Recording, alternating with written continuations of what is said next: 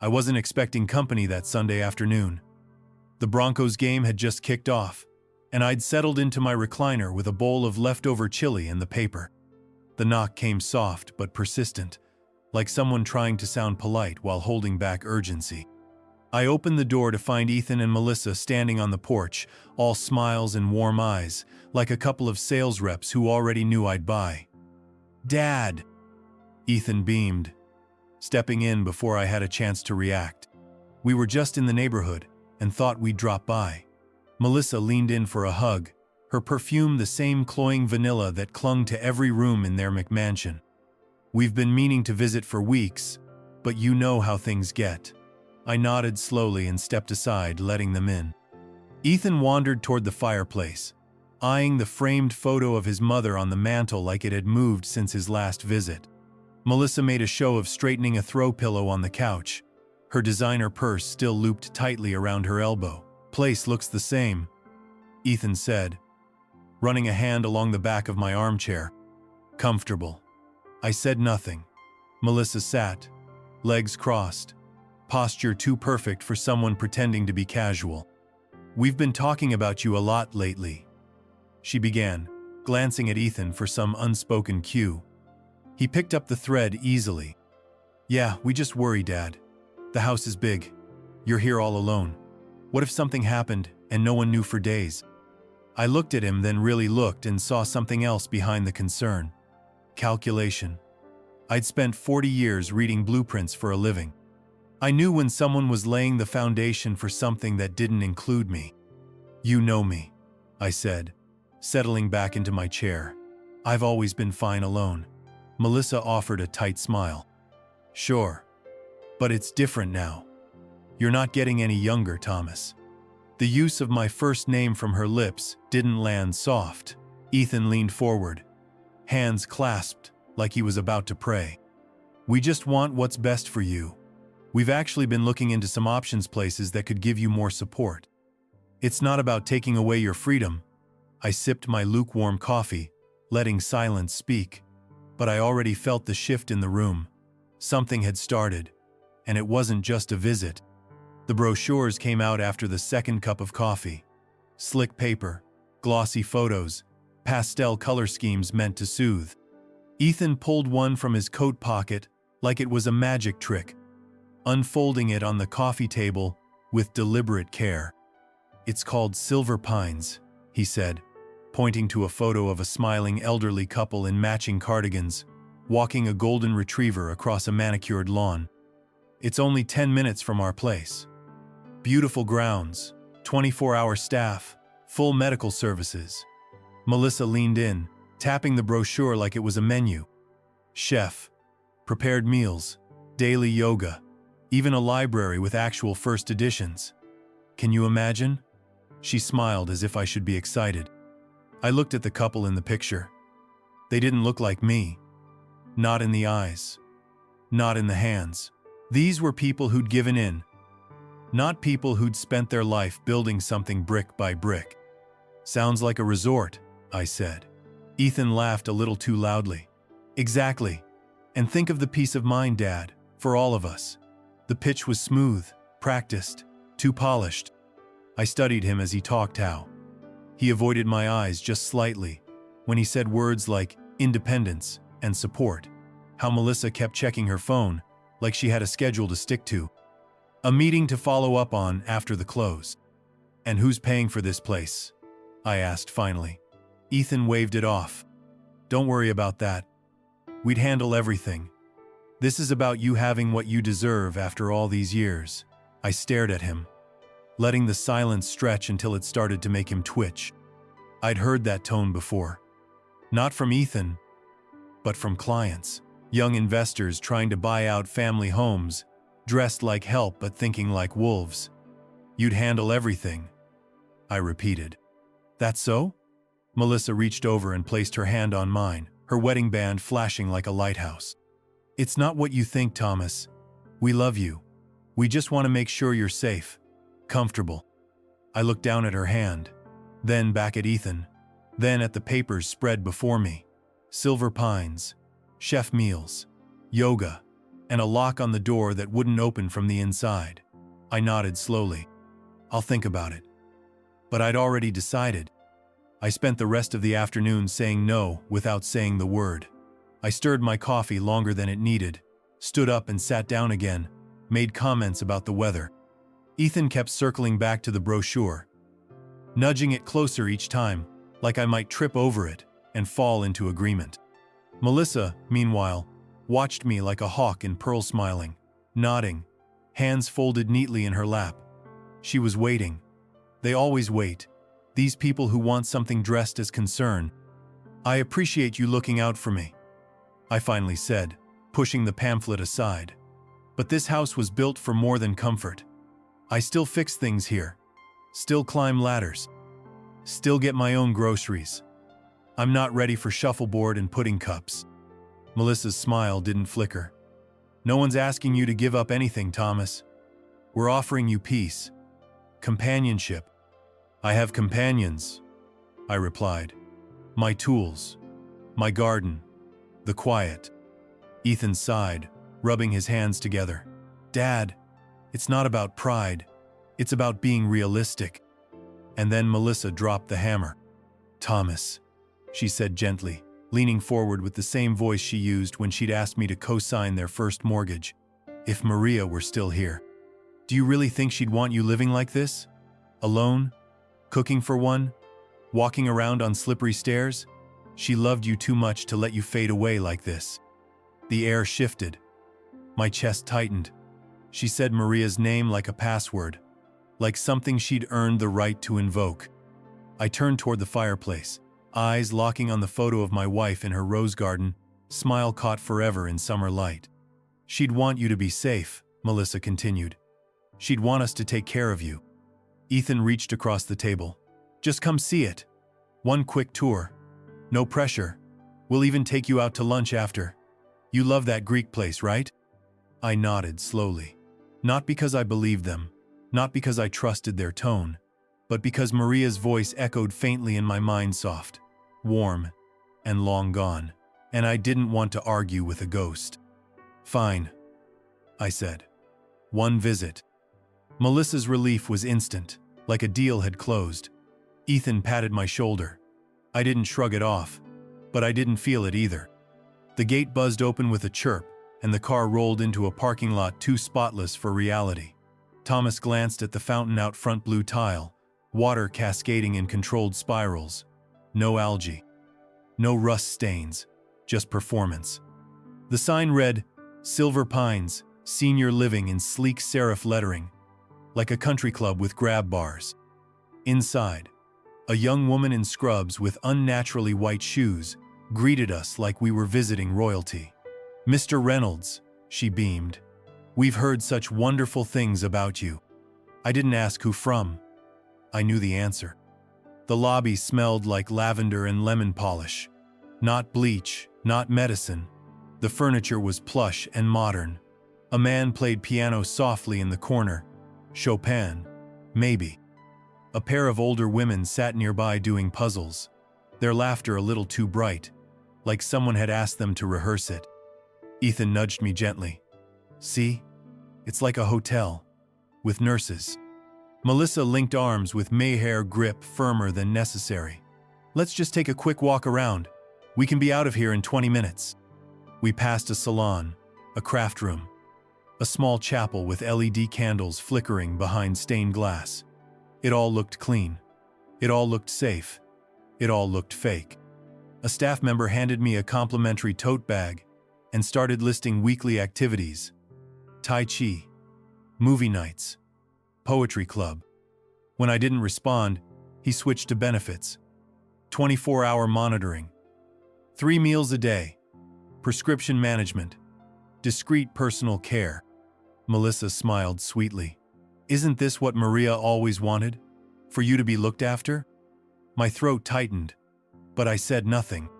We toured a 1-bedroom suite, beige walls, fake wood flooring, oversized TV, mounted above a faux fireplace, a bed already made with hospital corners, a view of a manicured courtyard I'd never step into without asking permission. Ethan wandered to the desk in the corner, "Look at this," he said too casually, flipping through some intake paperwork. They pre-filled some of the forms already. I guess I called ahead. Figured it'd save time. He picked up the pen like it was nothing, like he was signing a restaurant receipt. "I'll just get some of this started. Just in case." I said nothing. Watched his hand move. My name written by someone else. Outside, the sky was still blue, but it felt like I was already underground. The move-in date came faster than expected. One day I was pouring coffee into my chipped ceramic mug. The next, I was sipping from a paper cup in the hospitality lounge of Silver Pines. Ethan handled most of the check-in. I sat nearby, my duffel bag at my feet and my house keys still in my coat pocket, though not for long. "This is just temporary," Melissa said brightly, arranging a vase of artificial tulips on the windowsill. "A little time to adjust, to get used to the place. No pressure." I said nothing. The nurse smiled too wide as she clipped a laminated name badge to my sweater. Thomas R. Independent Living. The word independent felt ironic, like putting a bird in a cage and calling it free range. One of the staff members' name might have been Kim asked for my house keys. Just for now, for safety. I hesitated, my hand hovering over the key ring. Ethan stepped in. "Dad, they'll keep them in the secure resident lockbox. It's just protocol. And we'll take care of the house while you settle in." I let the keys go. Watched them disappear into a white envelope with my name scrawled across it. Something small twisted in my gut, but I didn't say a word. Melissa walked me to the parking lot where my truck was parked, still dusty from the drive over. "We're going to move it to a safer garage," she said cheerfully. "Less clutter here." She kissed my cheek. "Don't worry. We'll check on it weekly." I watched Ethan slide into the driver's seat and back it out like he'd done it 100 times. My stomach turned as the taillights vanished down the hill. Back in the room, I unpacked slowly 2 sweaters, one photo of Maria, my shaving kit. No kitchen, no real bed, no privacy. Just the scent of someone else's disinfectant and a twin mattress that crinkled when I sat on it. Later that night, I stared at the ceiling, hearing the muffled clink of medication carts down the hall. The world outside had gone quiet. My house, my truck, my keys, all gone. Handed over under the softest voices and warmest lies. The first few days were quiet, too quiet. Scheduled meals, polite conversations, and the ever-present hum of air vents and soft jazz piped into the hallways. It wasn't prison. But it wasn't freedom either. I wasn't used to people telling me when to eat or offering to cut my steak. I declined the group activities. They asked less after the second time. I called Ethan the day after check-in. Straight to voicemail. The next day, same thing. Melissa texted me instead. "Ethan's busy with work. Everything okay?" I responded, "Yes," just to see what would happen. Nothing followed. Day 4. I tried again, just wondering how the house looks. Her reply came 5 hours later. "Everything's fine. Focus on your rest. No emojis. No 'we miss you.' No warmth." That's when I knew something had shifted. I asked the front desk if I could retrieve my house keys from the secure box. The woman Janice, I think, looked at me with the kind of sympathy reserved for people whose minds are going. "I'm sorry, Mr. Reynolds, but we don't actually have access to that once it's stored. Your son filed for long-term coordination of care. It's all handled externally now." Externally. I nodded, thanked her, and walked back to my room. The hallways suddenly too white, too quiet, too much like a hotel you can't check out of. I called again that evening. Voicemail. I texted, "Let's talk," and got back. "Tomorrow's not good. We'll call soon." But the call never came. What did come was a sinking feeling that I'd been moved like a pawn on a board I no longer saw. I tried to log into my bank account. Password reset. Tried the app Ethan had helped me install last month to manage bills locked out. My stomach dropped. The window of my room looked out over a small courtyard. Fake grass. Symmetrical trees. It all looked neat and intentional. just like the lies they told to get me here. I sat on the edge of the bed, staring at the black screen of my phone. No new messages, no missed calls. And that's when it hit me. They weren't coming back to check on me. They didn't need to. As far as they were concerned, I was no longer the man who owned a house. I was the old man they had finally managed to store. A week in, I tried to order a book from the in-room tablet. Something old and dusty Hemingway, maybe. I hadn't read in days. My hands itched for the comfort of paper, the quiet voice of a man who knew how to sit with silence. I typed in my card details. Declined. I tried again. Same result. I checked my wallet, same card I'd used for the last 10 years. I opened the facilities app to check my billing info. Locked. I walked down to the reception desk, keeping my voice even. Can you check if there's a billing issue on file? My card isn't working. Janice smiled like she was trained to. Oh, Mr. Reynolds, there's no issue. Your son notified us that he's assumed responsibility for all financial matters related to your care. You're fully covered under his plan now. His plan. I went cold. My cell service seems to be out too, I said carefully. Any way to check if the facility blocks certain carriers? She shook her head. I believe your number was part of a bundled family plan. You may need to speak with him directly about reactivation. I nodded, thanked her, and walked away before she could notice my hands trembling. Back in my room, I powered off the phone and restarted it. Still no service. No signal. No data. My link to the outside world reduced to 4 words on a glowing screen. No SIM card installed. They'd cut me off. Not physically. Not completely. That would have been obvious. This was softer, cleaner, strategic. My bank card frozen. My phone disabled. My password vault locked out. No alerts, no calls, no requests for permission. Just silence and control. I sat down on the bed and stared at the framed photo of Maria I'd placed on the nightstand. She looked young in that picture. Strong. Like she could see straight through the lies people told to stay respectable. I think they've taken it, I whispered aloud. To no one. The house. The car. My life. One chipped key at a time. The television played softly in the background, someone baking something on a pastel-colored set. I turned the volume down and listened to the quiet instead. It sounded like being erased. It was Sunday afternoon when Marty Tanner appeared at the check-in desk. I recognized his voice before I saw his face, deep, gravelly, the way a man sounds after 40 years of roofing and 3 decades of Marlboros. Tell him Marty's here. From Golden Lane. The receptionist looked surprised. Visitors weren't common here. Not unannounced ones.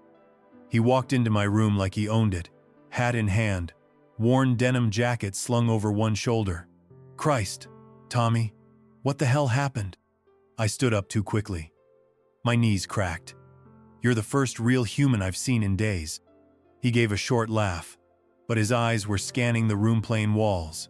No tools, no workbench, no smell of sawdust or varnish, just soft lighting and silence. This ain't you, he muttered. We sat. No small talk. We'd never needed it. I saw Ethan last week, he began. Didn't see you with him. Thought maybe you were sick. But then yesterday, he pulled out his phone, tapped the screen a few times, and handed it to me. It was a photo. Ethan, standing in front of my house. My house. Same siding I painted last spring. Same porch swing I built for Maria the year she got sick. Only now there was a new doormat monogrammed with E. Manned a caption, "Finally home. Feels good to own something real." My mouth dried out. He posted it on Facebook, Marty said, his voice quiet now. Figured maybe you sold it and moved into one of these fancy places. Didn't seem right though. Thought you'd have said goodbye first. I stared at the screen, unable to look away. The house looked like a model, propped up for someone else's fantasy. Like I'd never existed there. Like Maria never did. I didn't sell it, I said slowly. I never gave him the deed. Marty's brow furrowed. Then what the hell is he doing living there? I didn't answer right away. The question echoed louder than anything else in the room. I looked at the photo again, Ethan's arm wrapped around Melissa, both grinning like conquerors. I don't know, I said. But I'm about to find out. Because something inside me shifted. Then not grief. Not confusion. Resolve. I wasn't gone. I wasn't buried. And I damn sure wasn't finished. That night, long after Marty had gone and the hallway lights dimmed to their sleepy glow, I lay in bed staring at the ceiling and retracing blueprints in my mind. Not of structures, of memory. I pictured the office back homey, real home, the second bedroom I converted after retirement, the filing cabinet in the corner, bottom drawer, the black fireproof box where I kept every important paper I'd ever signed. Deed, will, insurance, trust agreement. Maria had joked it was the one drawer in the house even she couldn't organize. It's not messy, I'd told her. It's layered. And somewhere in that carefully layered drawer was the truth Ethan didn't know. Because I never added him to the deed. He'd asked once, years ago, said it was just in case, to make things easier when the time came. I said I'd think about it. I never did. Not out of distrust, just instinct. Something in me had paused, and I'd learned over the years to listen when instinct spoke. The house was mine. Full stop. No co-owner. No joint tenancy. After Maria passed, it reverted solely to my name. It had stayed that way, no matter how many favors Ethan asked or how sweet Melissa sounded on the phone. They didn't know that. Or maybe they thought I'd forgotten, that my brain was softening like an old pear in the fridge. But I remembered. Every late payment I made on the mortgage. Every weekend spent sanding the banister. Every dollar scraped together for a new roof after that spring hailstorm. And now they were playing house on the foundation I laid, grinning in my driveway like they'd earned it. I closed my eyes and saw the paper again, thick, stock, notarized, filed under Reynolds Trust in blue ink. It hit me then, like a light flicking on in a long, dark hallway. They hadn't stolen anything yet. They were just squatting on borrowed time. I might be locked in here, but the fight wasn't over. And buried things, if buried right, don't decay. They wait. After Maria died, the house was too quiet. Not empty, never that. Her presence was still everywhere. In the worn armrest of the living room recliner. In the faded tulip curtains she insisted on keeping, even after they went out of style.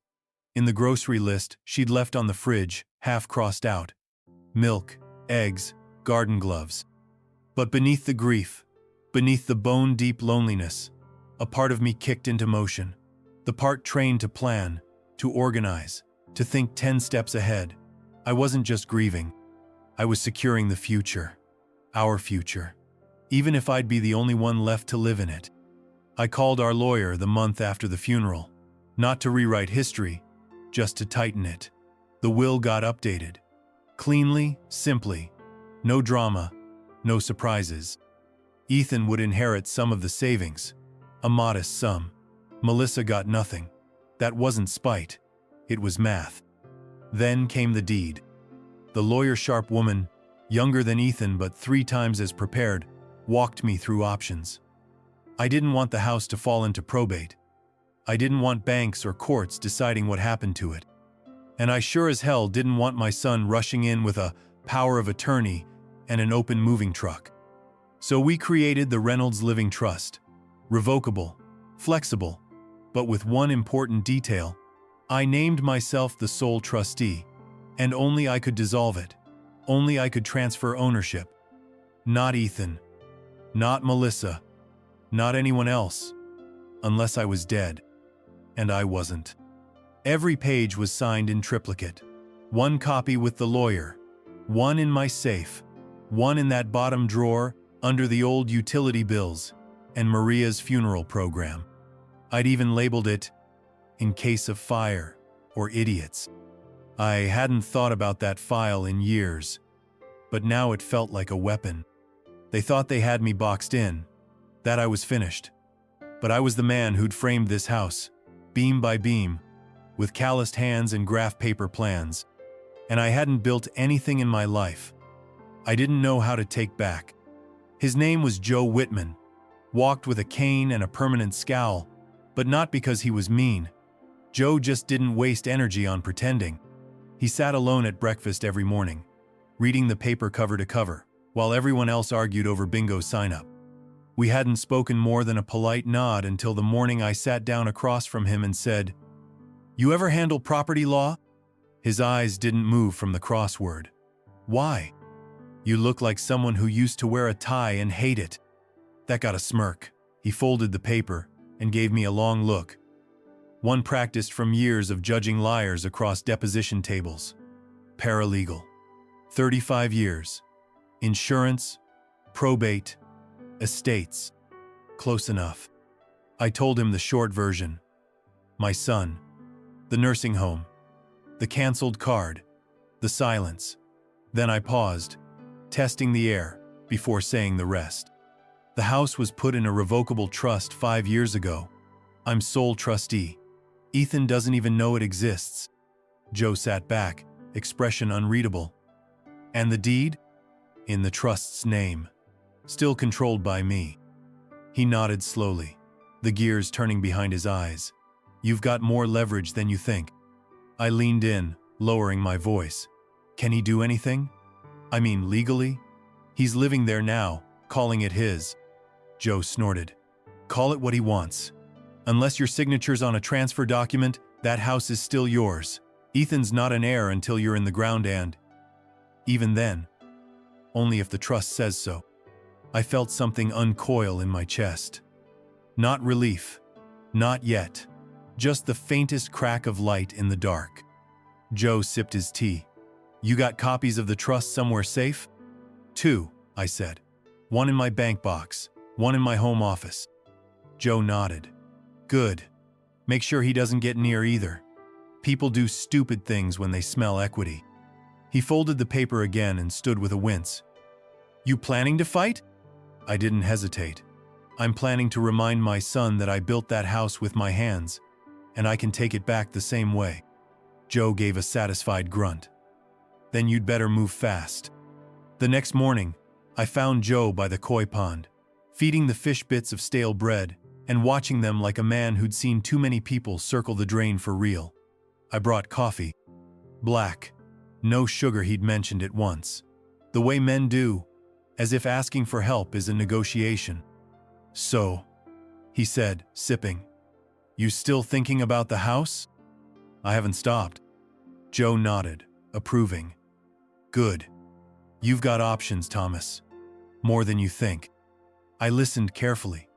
His voice was slow but precise, every word deliberate. He laid it out plain. If the deed was still in the trust and I was the sole trustee, then legally I was the one and only authority on that property. Ethan could post photos, change the curtains, even park his car in the garage, but unless I signed it away, he didn't own a damn inch. He's what we call a squatter with good grooming, Joe said. I laughed for the first time in days. A real laugh. Joe smiled. Barely. What about getting back in? I asked. They've locked me out. Joe rubbed his chin. That's a tougher nut. Depends on if you want to go legal or strategic. I raised an eyebrow. Strategic? He leaned in. Let him think you're still in here. Powerless. That you're aging out. They want you docile. Use that. Call the bank. Call your lawyer. But don't make noise yet. Get your ducks lined up first. The idea sat with me like a warm stone. I wasn't helpless.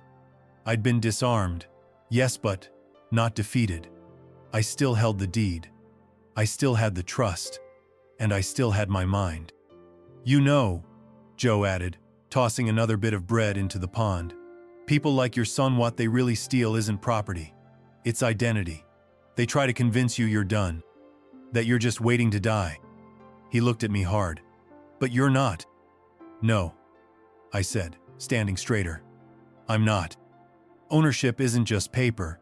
It's knowing where the nails are buried, how the pipes were laid, which beam you reinforced yourself when the contractor said it wasn't needed.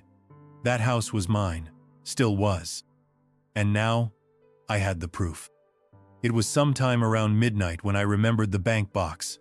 I was staring at the ceiling again, the soft hum of the heating vent, the only sound in the room. A place like this tries to lull you into forgetting who you were, what you own, how the world works outside the fluorescent glow of the dining hall. But I hadn't forgotten everything. Years ago, after Maria passed, I visited the bank to move our more important documents out of the house. Not out of fear, just precaution. A copy of the trust paperwork, the original deed transfer, a notarized will, revision filed under R, in a brushed steel lockbox at Spokane First Federal, branch off Elm Street, box 318. I still remembered the number like I remembered Maria's birthday. It wasn't just a backup, it was leverage. Insurance against what I now found myself staring straight in the face. They thought I was locked out, isolated, with no access to proof. But the truth was tucked behind 2 inches of brushed metal and a dual-signature logbook. I sat up slowly, swung my legs over the side of the bed. My knees ached, but my hands felt steady for the first time in weeks. I walked to the tiny desk in my room, pulled open the drawer, and stared at the lined notepad they left there for creative journaling. What I needed wasn't poetry, it was a connection. In the top right corner, I scribbled, Spokane First Federal, box 318, copy of Trust Reynolds revocable. I folded the note and slid it into my wallet, right behind the last photo I'd taken with Maria sitting on the porch swing I'd built, coffee mugs in hand, her toes barely brushing the planks. This wasn't over. Not even close. They'd locked my phone, cut my cards, parked me in a polished cell, and called it protection. But they didn't have the key, and I hadn't forgotten where I left it.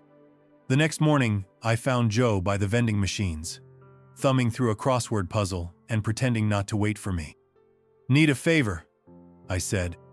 He looked up. "I'm listening. I need to send a fax." He raised an eyebrow. Didn't think anyone under 80 still used those. I shrugged. "That's what makes it perfect." Joe smiled the way someone does when they realize the quiet man in the room is holding cards after all. We walked together down the south corridor to the admin wing, where most of the residents never went.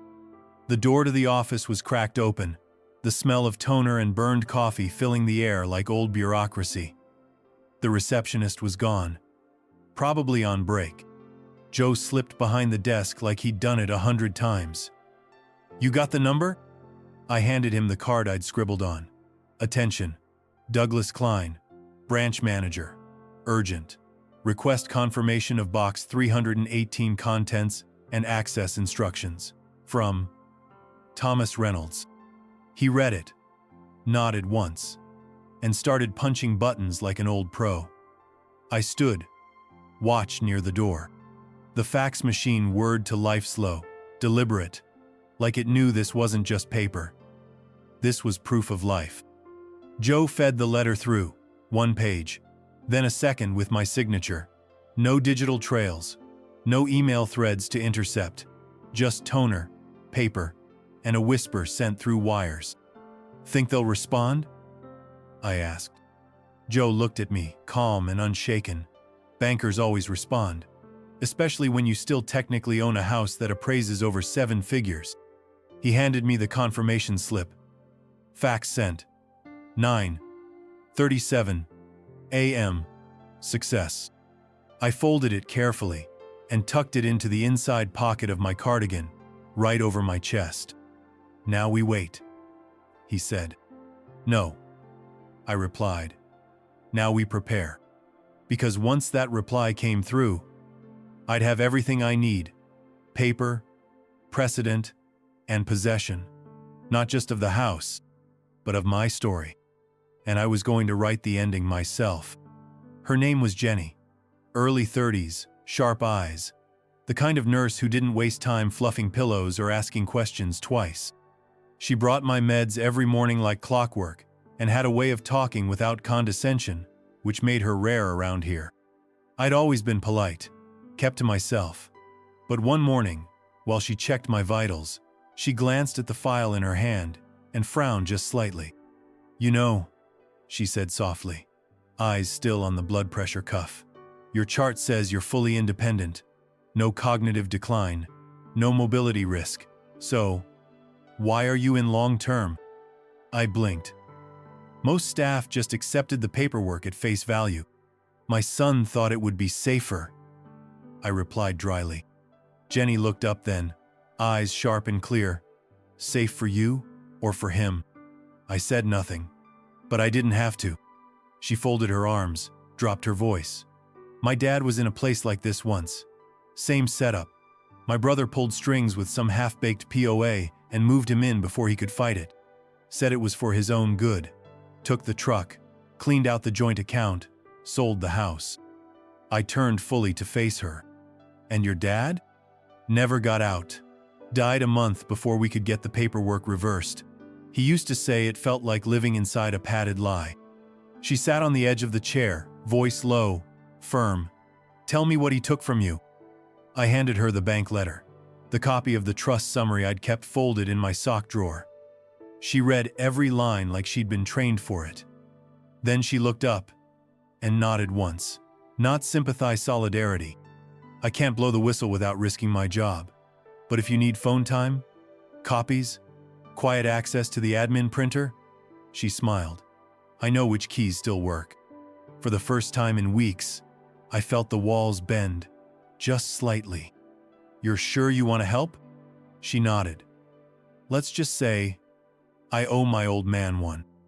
Jenny came back that night with a manila folder tucked under her arm and a flashlight clipped to her badge. "Borrowed this from records. You didn't see me." Inside was the intake documentation from the day I was admitted. Every signature, every note. The paperwork was neat. Too neat.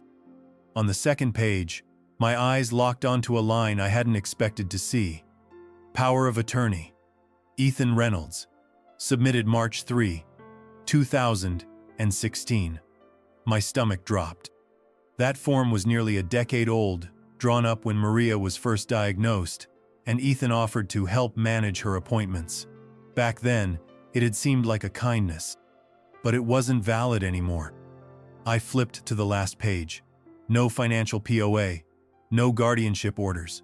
Just a dusty old medical proxy, outdated and superseded by the trust revisions and will update I made after Maria died. Ethan had used it anyway. Just enough to raise no questions. Just enough to let the staff assume he had the right. "Is this legal?" I asked, my voice low. Jenny shook her head. "Technically? No. Not without current documentation, and not for financial decisions." I stared at the paper. Ethan had counted on no one asking questions, on the assumption that a quiet old man with a bad knee and a dead wife wouldn't bother looking at the fine print. He didn't know I'd spent my life drawing contracts, blueprints, and structural bids where one wrong digit could collapse an entire foundation. He didn't know I still read everything. "I need to talk to a lawyer," I said. "I figured," Jenny replied, standing. "That's why I already looked up the name on your bank letter, Douglas Klein. He's still managing the branch, and his direct line's in the staff directory. Just don't tell anyone how you got it." I stared at her, a flicker of disbelief rising beneath the steady determination. "Why are you doing this?" She shrugged. "Because no one else here is watching the builders. Just the wreckage." She left, closing the door softly behind her. And I sat there in the dark, holding proof in my hands that Ethan's house of cards wasn't built on law, just audacity. The response came 2 days later, folded neatly into an inter-office envelope marked Thomas Reynolds, confidential. Janice at the front desk didn't even blink as she handed it to me. She thought it was just medication notes or insurance updates. She had no idea the paper inside could burn down a house, figuratively, of course. Back in my room, I shut the door, locked it, and sat at the desk with hands steady as stone. I opened the envelope carefully. The header read, Spokane First Federal Bank, Office of the Branch Manager. Below that, typed in clear, formal lines. Dear Mr. Reynolds, this letter is to confirm that Box 318 at our Elm Street location remains active and in your name. Contents include copies of the Reynolds Revocable Living Trust and associated property documents. The property located at 219 West Hollow Ridge remains legally held by the Reynolds Trust, for which you are listed as sole trustee. No authority has been granted or transferred to Ethan Reynolds or any third party. Please contact me directly if you require assistance accessing your materials. Sincerely, Douglas Klein, Branch Manager. I read it 3 times. Then I folded it slowly, placing it in the center drawer of my nightstand beneath Maria's last handwritten grocery list, just above where I kept my spare reading glasses. It felt right, anchoring it next to the reminders of who I used to be and who I still was. Ethan had taken my house key, but I still held the deed. He'd paraded around like a king in a house he didn't own, probably showing off the custom beams I'd carved myself and the fireplace stone I laid with my own hands. But ownership isn't about occupancy. It's about title, paper, history, and all of that was still mine. I stood at the window, watching a nurse push an old man in a wheelchair across the courtyard below. The man looked numb, like someone who'd accepted his fate. I wasn't there yet, because the past hadn't buried me. It had just delivered a weapon. The next day brought an unexpected knock. Not the usual polite rap of a nurse or the mechanical tap of food service trays. This one had weight, memory. I opened the door to see a man in a camel overcoat, thick gray hair, and eyes that still saw everything. George Elkins, retired realtor, once my next-door neighbor, twice my poker rival. Still breathing, Tommy? He grinned. Barely, I said, stepping aside. He walked in like no time had passed, looked around, snorted. Looks more like a hotel lobby than a place to live. Feels like one too, I muttered. He reached into his pocket and pulled out a folded flyer, glossy and recently printed. He slid it onto the desk like an ace in a poker hand. I stared down at the page. There was a photo of my house, my front porch, my swing, and under it, status, occupied. Listed owner, Ethan Reynolds. Description, private showings by request. They posted this on our agent MLS board last night, George said, sitting down hard. Didn't look right, so I did some digging. No deed transfer, no title update. He's just there, living in a house he doesn't legally own. My jaw clenched. So he's not just squatting, he's squatting with ambition. George nodded. And that occupied status? That's what agents use to warn buyers there's someone still inside the house. It means Ethan knows he doesn't hold title. He's just hoping no one checks too closely. I sat back, letting the weight of it land. He wasn't just comfortable, he was preparing to flip the lie into profit. George leaned forward, his voice low. Tommy, you want me to make some calls? Quiet ones? I looked at the flyer again. My home, marked like a commodity. A place Maria and I built together reduced to a sales pitch. No, I said finally. Let him think he's safe. George smiled. You've got a plan, don't you? I nodded. I've got something better than a plan. What's that? Proof. The next morning, I found Jenny by the coffee station, thumbing through a clipboard and pretending not to notice how tense I looked. Got a minute? I asked. She glanced up. What do you need? An email address. One he doesn't control. Back in my room, she helped me log into a hospital laptop meant for telehealth calls. It was slow, clunky, and outdated, but it had one thing I needed: an open line to the outside. She opened a private browser and handed me the keyboard. Create something he'd never guess. Something clean. I typed, Reynolds Two, 119, legal, @protonmail.com. Then added a password, Only I would know Maria's garden blooming month and the year we paid off the mortgage. I didn't speak it aloud. Jenny just nodded. We opened a new draft. I began gathering names. Title officers. My original trust attorney, Doug Klein at Spokane First. George sent over digital photos of the flyer and a time-stamped screenshot of Ethan's listing. I organized everything into folders, labeled them cleanly: deed, trust, misrepresentation, POA dispute. For the first time since being moved into this place, I felt like I had something Ethan didn't: traction. Jenny watched quietly, then said, "You're building a case, aren't you?" I didn't answer. I just kept typing. I called the county records office, using the landline at the front desk. Played the old man card. "I just want to check if someone's tampered with my trust documents. My son says he owns the house. I just want to be sure." They confirmed. Title unchanged. Trust intact. No new filings.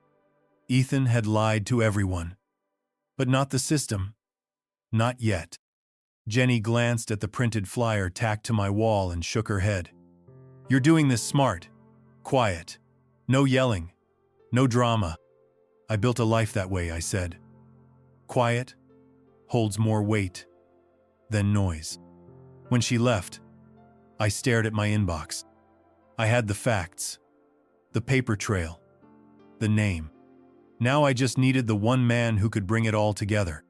His name was Todd Fisher, a tall man with white eyebrows, deep voice, and the kind of handshake you remembered. He'd handled Maria's estate after the funeral, and I remembered thinking, even then, that he was the kind of lawyer who didn't need to posture, he just knew. I hadn't spoken to him in 5 years. Jenny helped me set up a call using the facility's video line. I wore a clean button-down, combed my hair. "If you're going to get your life back, start by dressing like you still own it." When the screen flickered to life, his face appeared older. Maybe, but unmistakably, him. Behind him, shelves of leather-bound codes, a clock that ticked too loudly, and a mug that said, "Trust no one but the trust." "Mr. Reynolds," he said, leaning closer to the camera. "Well, this is a surprise." "I wish it weren't," I replied. He listened carefully while I explained how Ethan had moved me into Silver Pines using a ghost of a medical proxy, how he'd seized control of the house, and how, by all legal rights, the trust still stood. Todd interrupted only once. "Do you still have access to the trust papers?" I held them up to the screen. He nodded. "Then we're in business." He outlined what came next, like a man drawing blueprints, precise, clean, and undeniable. A cease and desist letter would go out within 48 hours. A formal notice to vacate, addressed to Ethan Reynolds. A copy to the local MLS board to flag false representation. And, if needed, a court petition requesting reinstatement of my authority over any property misappropriated under false POA. "You'll be on the offensive," he said plainly. "Do you want to press charges?" I paused. "No," I said. "Not yet." "Understood." Before hanging up, he added something that caught me off guard. "I remember your wife, Maria. She was sharp. Said once that you'd never let anyone put you in a corner." "She was right," I said. And when the call ended, I didn't feel old. I didn't feel buried. I felt like a man at the top of a staircase, finally turning around. It didn't make a sound when it happened. No explosions. No shouting. Just the soft click of an email sent from Todd Fisher's office. And the slow tremor of everything Ethan had built on lies starting to crack. The cease and desist letter was direct, 2 pages, crisp language, and legal teeth sharpened over years of probate battles. Ethan was formally notified he had 72 hours to vacate the property at 219 West Hollow Ridge. Any further occupancy would be considered trespassing under state law. A copy of the trust deed was attached. So was a county record search, showing no title transfer had ever occurred. A second letter was sent to the MLS board, flagging the listing as fraudulent. George confirmed it had already been taken down. I didn't gloat. I didn't call to see the look on his face. I didn't need to. Todd called me afterward. He'll be in shock. Probably thought he could bluff his way through the system. Most do, I replied. What if he pushes back? I smiled faintly. He won't. Because Ethan had always counted on people believing him more than they questioned him. He was charming, articulate. He knew how to sound reasonable, especially to people who wanted to believe the son always knew best. But charm doesn't hold up in court. And his whole act had just been exposed as paper thin. I sat by the window that evening, watching the shadows stretch long across the courtyard, and felt something I hadn't in weeks. Stillness. The kind of stillness that comes after you've taken back something they thought you'd forgotten how to protect. My name was still on the deed. And now, his name was on a letter, telling him to get out. The call came the next morning.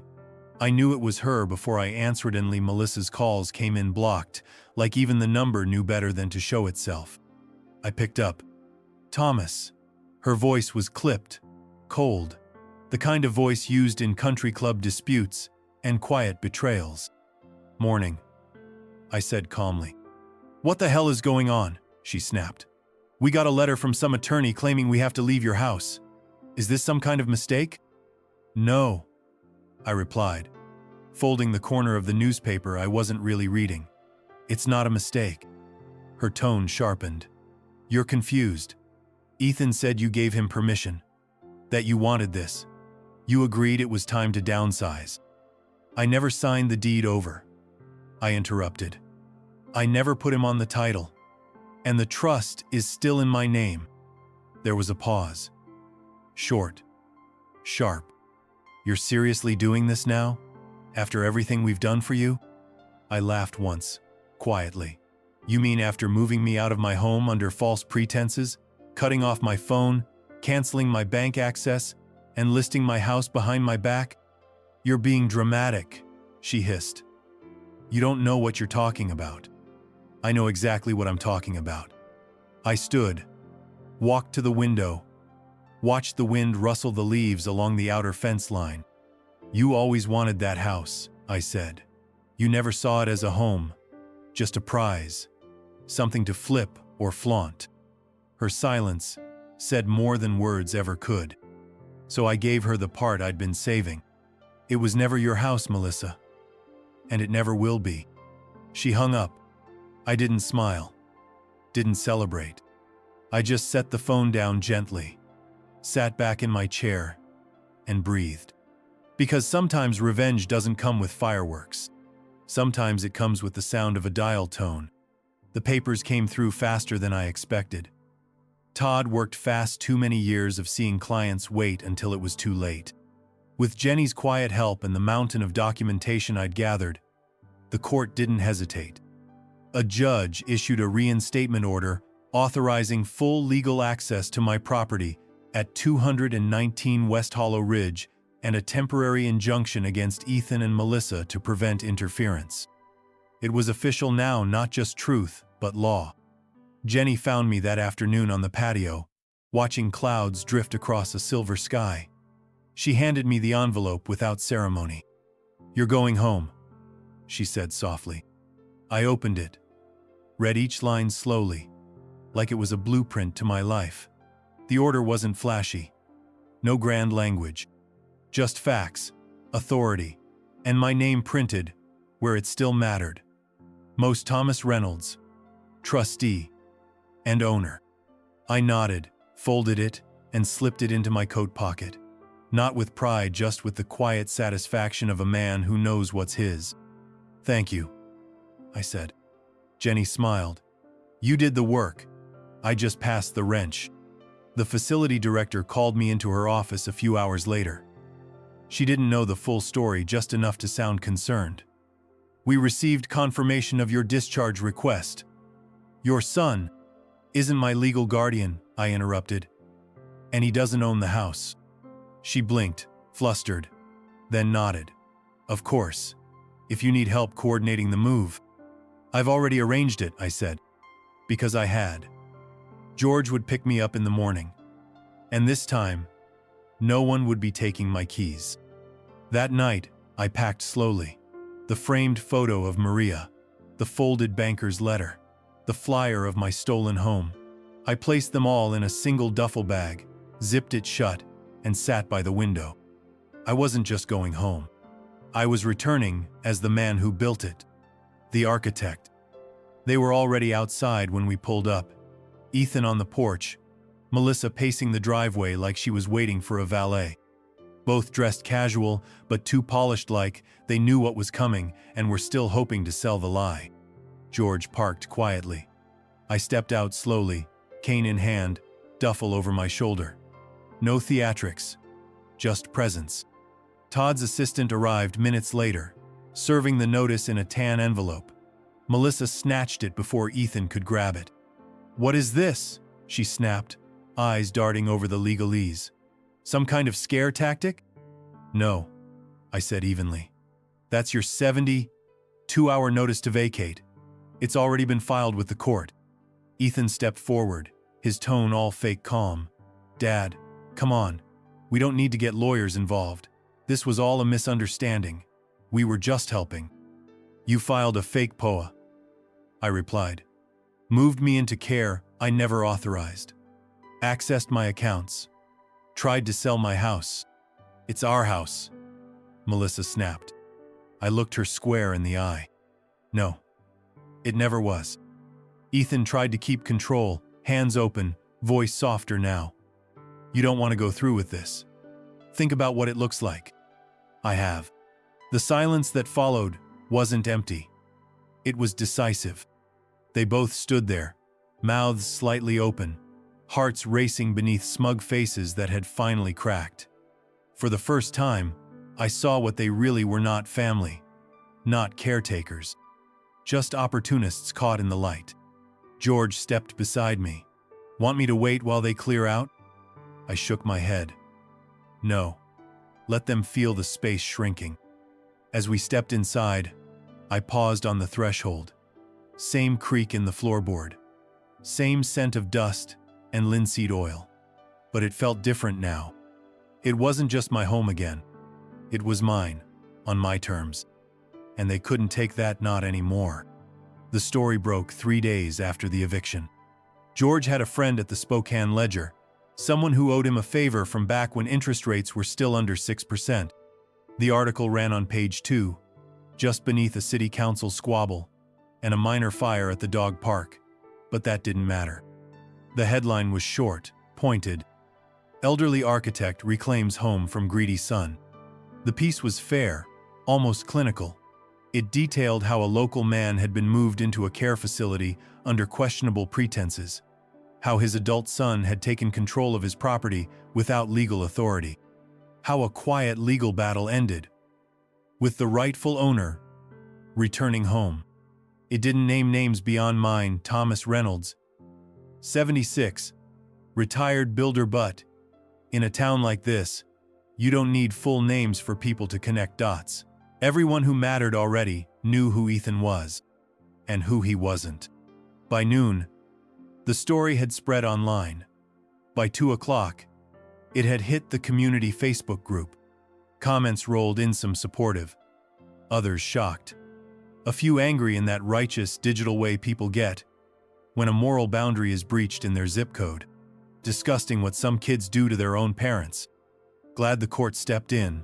The man built the house. Karma has a blueprint too. Jenny called that evening from the facility. "You're a local legend now," she said with a laugh.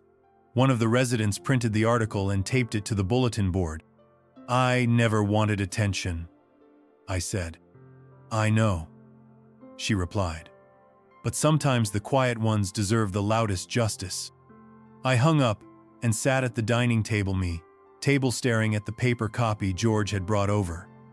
My name in bold print, not for a crime or an obituary, for a return. Not just to a home, but to the truth of who I was.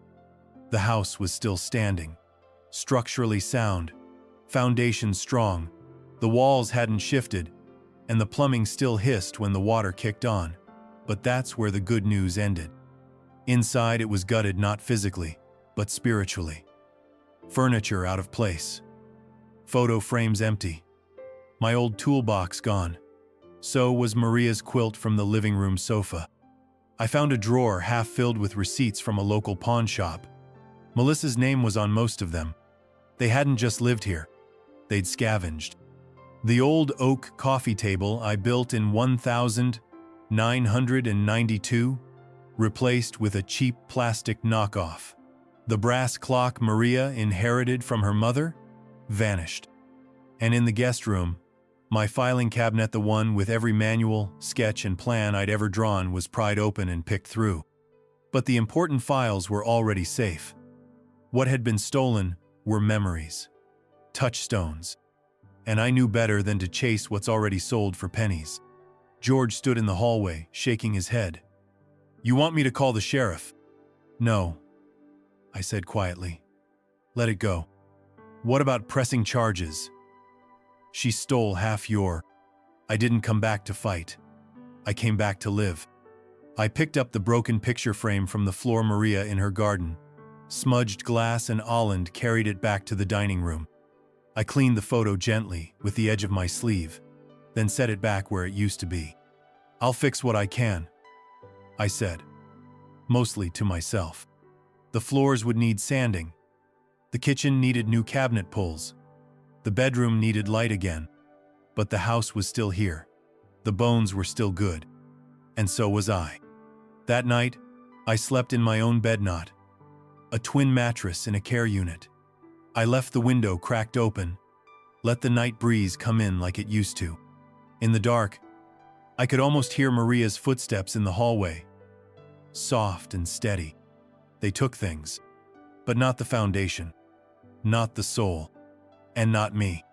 I sat across from Todd Fisher 2 weeks after returning home. The air in his office smelled faintly of leather and printer ink. Sunlight angled through the blinds, slicing the room into clean shadows. It was the same desk, the same folder, the same man who'd handled Maria's estate years ago. But this time, the pen was mine, and the terms were different. We went line by line. No more default language. No, to be divided equally among.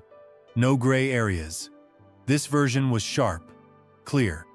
Ethan Reynolds is to receive nothing. Not a cent. Not a square foot of the property. Not even a second-hand tool from the garage. Instead, I wrote in something else. "I want to establish a scholarship," I told Todd, "in Maria's name. For local girls going into architecture or engineering. Full ride if the fund holds up." Todd nodded, already drafting the clause. "Any restrictions?" "No. Just drive. Maria always believed women had to work twice as hard to be taken half as seriously. I want to make that road easier." By the end of the hour, the will was complete. Signed, notarized, and filed. I left the office feeling lighter, not because I'd cut Ethan out, but because I'd finally put something meaningful in place of the disappointment. Not revenge. Legacy. Back home, I placed a sealed copy in the safe under the stairs. For years, I'd built things that outlived weather and termites and time. Now I'd built something that could outlast grief. He showed up on a Thursday. Didn't call. Didn't knock at first. Just stood at the bottom of the porch steps, shifting from foot to foot, like a boy caught with a stolen tool in his hand. I watched from the window for a full minute before opening the door.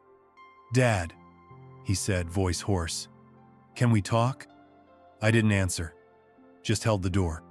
He stepped inside slowly, glancing around as if expecting the place to yell at him. The house was mostly put back together, Maria's photo reframed, floors scrubbed clean of their disrespect. "I didn't know Melissa was pawning your stuff," he said quickly. "She told me it was just clutter. Tu was trying to keep things together." I leaned against the doorframe, silent. He continued, "I shouldn't have moved you. I thought if we just transitioned things early, it would be smoother." "Transitioned," I repeated, the word cold in my mouth. "I didn't mean to hurt you," he said. She was pushing. I let it happen." "You signed off on it," I said quietly. "You shut off my phone, my accounts, my access to everything." He looked down at his shoes. I panicked. We were struggling. Melissa said it was time. I studied his face, older now, more frayed at the edges, but not broken, just inconveniently ashamed. "I've changed," he added. "I want to make it right." I stood there, arms crossed, heart steady. But I didn't say a word, because forgiveness isn't earned through apology. It's proven through absence and time. He stood for a while longer, waiting for a door that wouldn't open. Eventually, he turned and left. I watched him go, not with anger, but with finality. Sometimes, silence is the kindest truth left to give. Spring came slow that year. The frost lingered longer than usual, like it had something to prove. But one morning, I stepped outside and felt it, that subtle shift in the wind, the warmth beneath the cold. And I got to work. I started with the porch. The swing Ethan never sat on still hung, but the chain creaked. I oiled it, tightened bolts. I sanded the railing where Melissa's cheap planter had scarred the paint. Then I moved inside, restoring, not replacing, scrubbing what mattered, letting go of what didn't. My workbench returned to its rightful place in the garage. I built a new coffee table from walnut scraps I'd saved for years. The television Ethan mounted like a centerpiece came down. I filled the space with books, framed sketches, silence. But the garden took time. Maria had loved it. Azaleas, petunias, lavender in thick bunches. For 2 years after she passed, I let it fade. Couldn't bear to tend it without her humming in the background, wearing that wide-brimmed hat she always called ridiculous. But now, with gloves on and dirt beneath my nails, I began again. I planted new blooms. Some she'd love. Some I chose for myself. Peonies, marigolds, a single young magnolia sapling. Every evening, I watered in the quiet. No noise, no orders, just the creak of the gate and the feeling that, in some small way, I was growing forward. I wasn't rebuilding out of spite. I was reclaiming freedom, not as a father, not as a victim, as a man who'd survived the slow erosion of trust and came out still standing. The morning light hit just right through the bay window I designed. 3 panes, angled just so. The seat beneath it was warm from the sun, a cushion faded but familiar. I sat there with a mug of coffee in hand, black and bitter the way Maria drank it. Deed, resting in my lap like a folded flag. The house was quiet, not hollow, not sad, just still. I looked around at the walls I had raised, the door frames I'd measured twice and cut once. Everything had a fingerprint, mine. Every creak, every notch, every shadow on the floor had a history written in sweat and sawdust. They tried to erase me, tried to silence me with bureaucracy and forced smiles, with "what's best for you" and a false sense of safety. But I'd lived long enough to know the difference between care and control, and I'd taken it all back, not with shouting, with paper, with memory, with resolve. I lifted the deed one last time, running my thumb along the edge. Still my name, still my home, still my rules. And I muttered softly, a half smile forming beneath my breath. They thought they buried me. They forgot I was a foundation. Then I took another sip of coffee and watched the garden bloom. This story was intense, but this story on the right-hand side is even more insane.